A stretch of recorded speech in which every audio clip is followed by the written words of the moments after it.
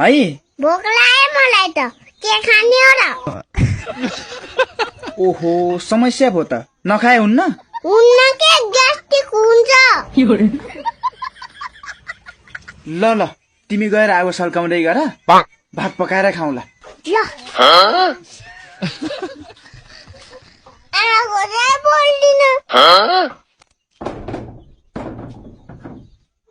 ओ बाबा के भो आगो चाहिँ बोल्दिन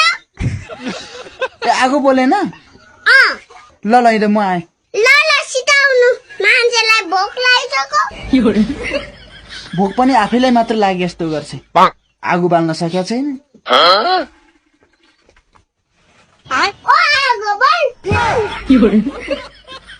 ओ आगो बोल ओइ छोरी त्यसरी आगो बोल्छ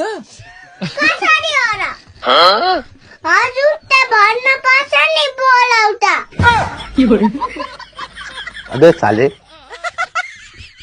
ठीक छ